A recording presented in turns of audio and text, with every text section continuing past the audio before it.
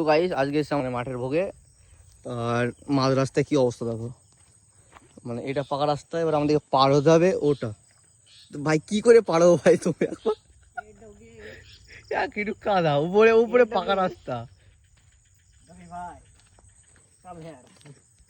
আর এ পার হবে ওরকম করে, মানে এই এই যে ডগেসটা আছে মতো করে আমাদের পার হতে হবে। এই যে একটা ঘুরে বেড়াচ্ছে, শিয়ালে খেয়ে নেবে নাকি?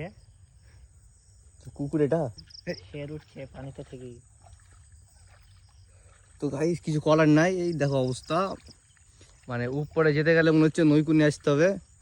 নাই অফারিং করতে গেলে নৈকুল নিয়ে আসতে হবে। ভাই সাব, এ তো সেরা রাস্তা, এই রাস্তায় বাইক তো যাবে না মনে হয়। এই রাস্তায় যাবে ভাই? আমরা আজকে মাঠের ভোগে দেখো ফাঁকা রাস্তা। তো গাইস আমরা এসেছি ফাঁকা রাস্তা, বুঝছো তো, মাঠের ভোগ এটা, মানে এটা থেকে ওই মাঠে যদি যাই উপরে যাই তখন আমরা মানে আমতলার দিকে পৌঁছাবো, আর এদিকে গেলে আমাদের মাঠে, মানে আমাদের এই সামনে কোথাকাটি ওদিকে চুপস আছে।